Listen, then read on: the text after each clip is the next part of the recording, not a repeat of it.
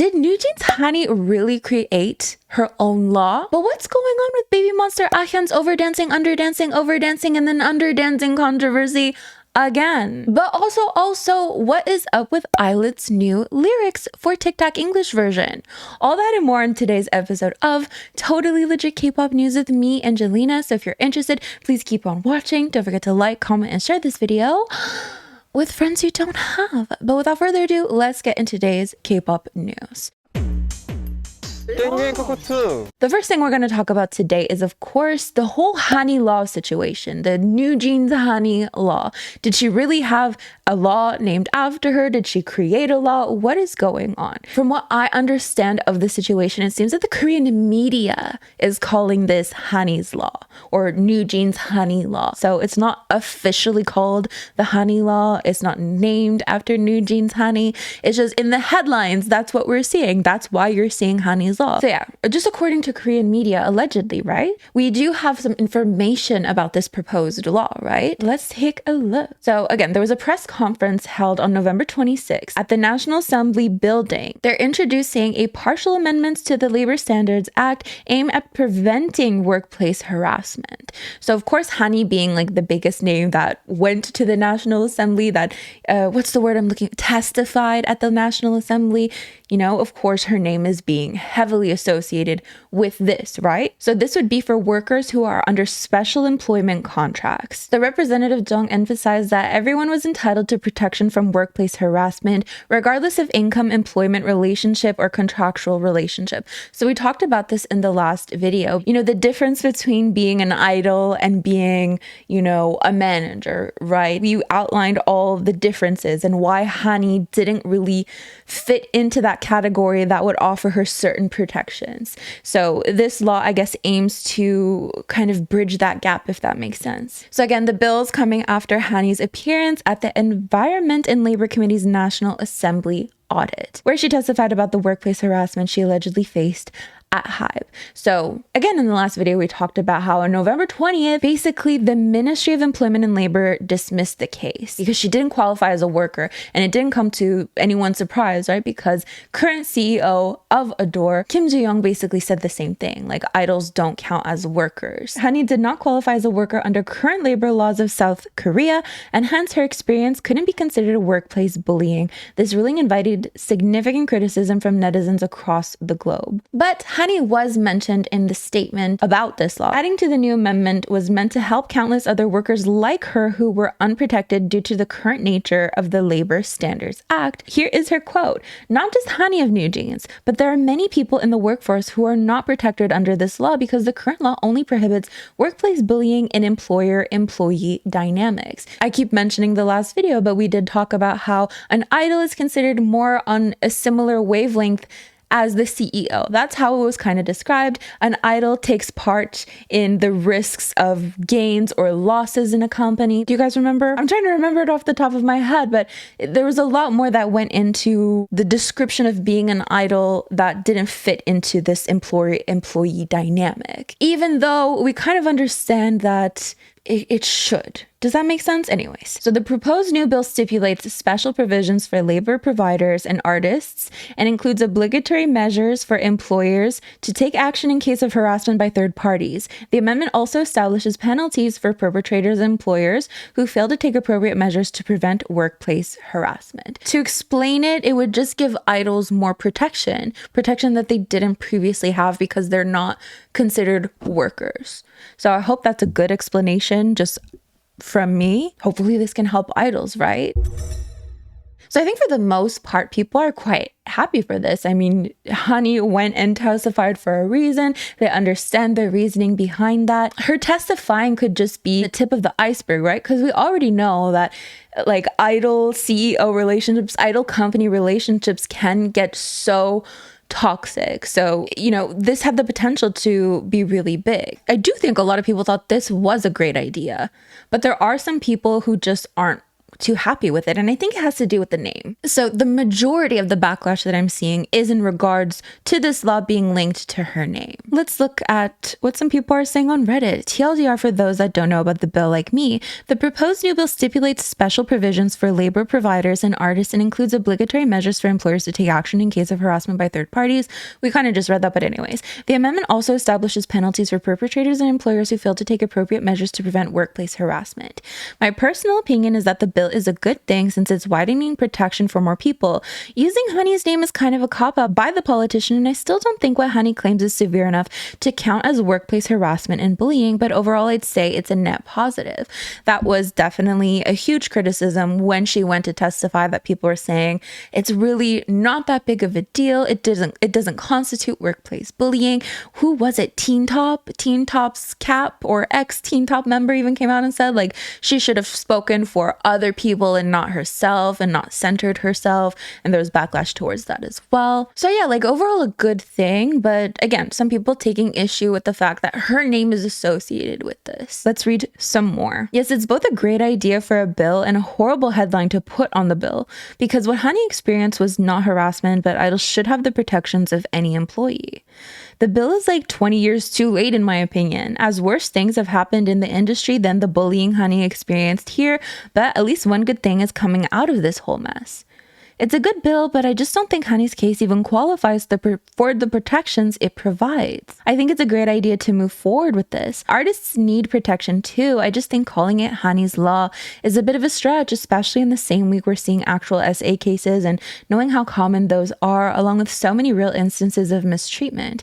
Meanwhile, she went to cry over an alleged ignore her, something not even proven, call Idol's Law, something like that. So yeah, I didn't gather comments of people like the other side, but of course it goes without saying, and I mean we've talked about this time and time again, there's a lot of people who don't think it's good to minimize what happened to her, a lot of people bringing up cultural context surrounding what happened to her, and so on and so forth, just to give that point of view as well. But again, like I've mentioned, I've seen so much positivity surrounding this, like regardless of the name, it doesn't matter, it's the law itself. And again, we don't even know what the official name actually is, right? Because as far as we know, as of now, it is dubbed by Korean media NewJeans Hanni Law, which honestly makes sense, right? Because she is the biggest name that, testified for this very issue. Of course, the media is going to use her name to talk about this law. Like if you're a manager at a company, like if you're an employee at a company, you're not an idol at a company, you're a manager or whatever, you have certain protections, which in theory, it's like, okay, yeah, if you're like making like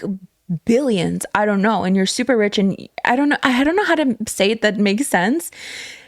If there's less of a power dynamic because you yourself as an idol are in such a position of power, then maybe it's okay. Like again, I don't know the whole details, right? But the majority of idols, we have to understand, are in such like a power dynamic. Their CEOs are so much higher than them, and maybe they're barely bringing in enough money. Do you know what I mean? Do you know where I'm coming from this? I'm like explaining it so bad, but like we understand that the majority of idols are like indebted to their companies, right? So how can you consider them on the same wavelength as their CEO? So yeah, I don't think anyone is mad at the law itself, but just the name. Just her name being associated with it. Of course, people have been feeling quite divisive about it ever since it was announced that she would be the one to testify at the National Assembly.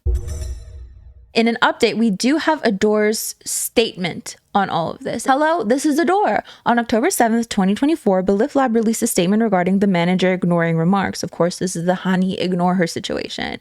We have maintained a cautious stance as disputes over the facts could cause unnecessary controversy regarding Ador artists. However, despite our efforts, the controversy has not been solved. Thus, we are revealing our position. Some, as we're going to see in some backlash, might think is a bit too late now. BBMA Lab's claims are completely different from NewJeans' Hanni's statement. Hanni clearly remembers a member of BBMA Lab saying something to the effect of ignore her and pass by on May 27th, 2024. Also, it is too harsh of a standard to expect the victim to remember the entire situation for something that happened in such a short period of time. Ador and its members completely trust our artist's words and are truly sad about the damage Hanni has suffered.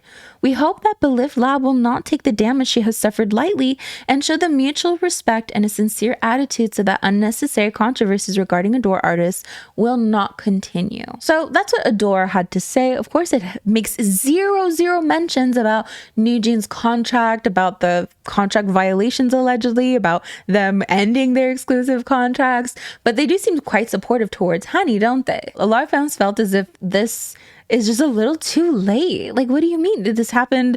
Like, this could have been said a bit sooner, right? Unnecessary controversy, sincere attitude, Ador's efforts. You guys must be embarrassed too, right? I hope for Ador's downfall. Whatever, this is just your last card to block a lawsuit. You're late.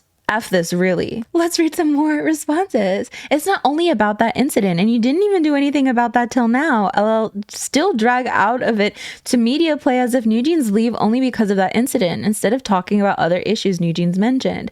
I see you, Snake. Be prepared to lose in court. Do you really think one simple sympathy tweet erases everything? We hope BABYMONSTER Lab will not take Hanni's damage lightly. So rather than taking proactive measures to safeguard your artist and conducting a thorough investigation on your part, you're simply expressing hope that I don't want to do the show more because it's gonna open it, whatever. You're simply expressing hope that the opposing party will in good faith begin to respect Hanni and the other members. Is this truly the extent of the protection Ador artists receive now? You don't deserve NewJeans as your artists. You can show your sincerity by helping NewJeans back. One of the demands included in NewJeans' 14 days ultimatum was them requesting Ador to take action against BABYMONSTER for ignore her comment against Hanni. Ador, however, thought the best way to respond was releasing a half-assed statement requesting BABYMONSTER to show mutual respect. In seemingly response to all this, of course, this is called a cryptic message. This is what Hanni wrote on her phoning app. This specific emoji. So what does it mean? I don't know. You can only guess, right? Shall we move on to BABYMONSTER's Ahyeon? Because I feel like this is just like an endless circle. Ahyeon is over dancing. Oh my god, now she's under dancing. No, she's over dancing again. Under dancing, over dancing, under dancing.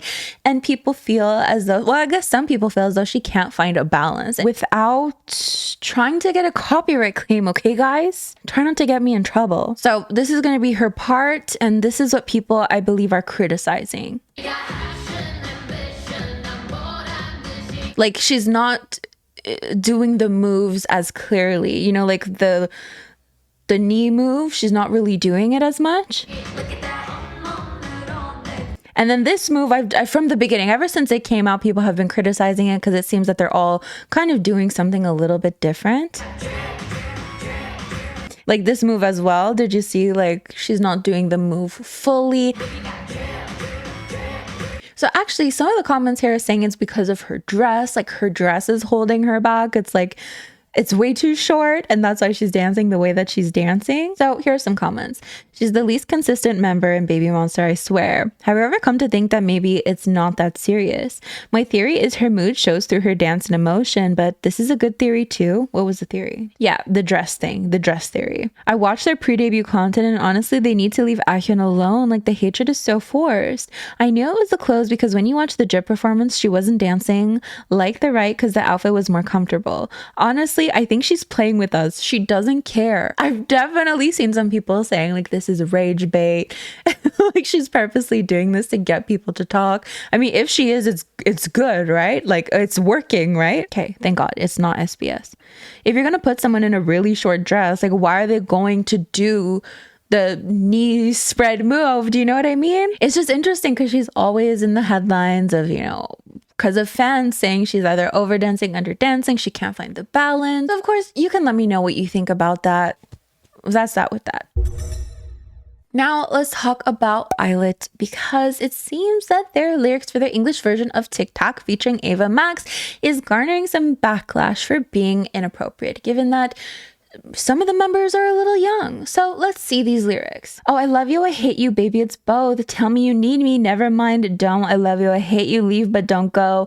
I don't want you near me, baby, come close. You kill me, but you keep me breathing. You're giving me confusing feelings. Oh, I love you, I hate you, baby, it's both. Like, tick tock, tick tock, tick tock, tick tock. Then tick tock, tick tock, tick tock, tick tock, tick tock, tick tock, tick tock. Gotta cut you out. Gotta touch you now. Gotta make up my mind. Oh my God. Kinda wanna slam slam the door, kind of want to beg for more, want to make up all night. So that was one of the verses that I've seen a lot of hate towards, well, backlash towards, because of the specifically kind of want to beg for more. But let's go on. Oh, you want to make me scream. You're so good at that. Want to pull you close and then push you right back. When you're kissing me, oh, you drive me mad. Head and heart's at war. I'm down so bad. That's another one.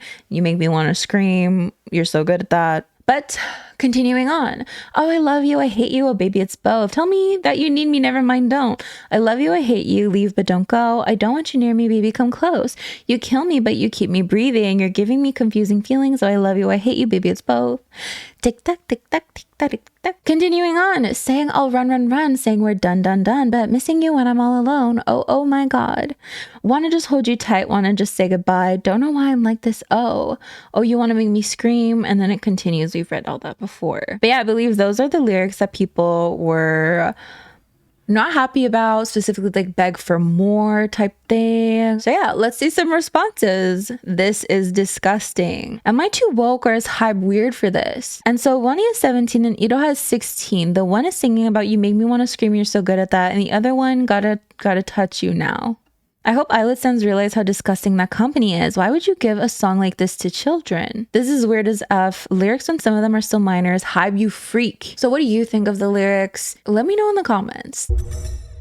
Have you guys heard of, well, obviously you guys have heard of the Billboard Music Awards. Have you guys seen the Billboard Music Award nominations? Specifically the K-pop ones, of course. I mean, it's a K-pop channel, or we're not going to venture too far outside of that. But so let's see. Top song sales, we have Jungkook here. Top duo group, Stray Kids. Again, we're just focusing on the K-pop here. Top selling song, Jungkook. K-pop touring, 17, TXT, and Hypen.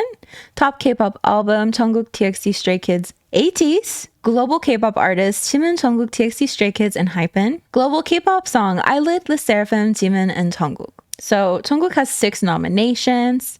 Then Stray Kids has 4 nominations. Only ILLIT and LE SSERAFIM are nominated among girl groups. So yeah, there was some backlash towards this because of the overwhelming amount of HYBE artists that were included in these nominations, right? Every single nominee is under HYBE. Are we supposed to believe this is serious? HYBE Payola goes insane. See how all these are Bang BD sons and daughters? I'm crying. HYBE Payola is crazy. Oh, HYBE paid the way. Ready to be, I will avenge you. I usually don't believe in hype conspiracies, but this one, and I think we're gonna get into opposite opinions here.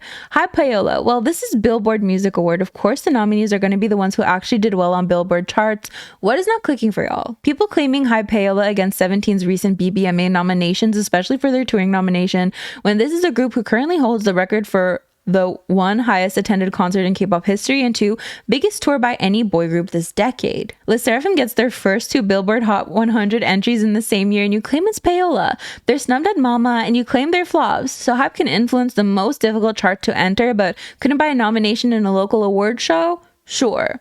So what do you guys think about that? What do you think of the nominations? Do you think it's too hype-centric? Do you think something fishy's going on, or do you think it's just reflective of reality? So let's move on to Kpop Shenanigans, which are basically fun little things that have happened in K-pop recently and or quick news. Ningning has gained a lot of attention for wearing this shirt. Why be racist, sexist, homophobic, and transphobic when you could just be quiet? I've seen a lot of people praising her for wearing this shirt. So then Lisa was showing off some of her figurines, and people spotted a signed LE SSERAFIM album underneath her shelf. I thought this was interesting, but Mnet released reaction cams to Big Bang stage. Well, to G-Dragon stage. Well, Big Bang. Yeah, you get it. Look at all these reaction cams. I just thought that was funny. Jenny sent the Newdake box to NewJeans. The reactions is so cute.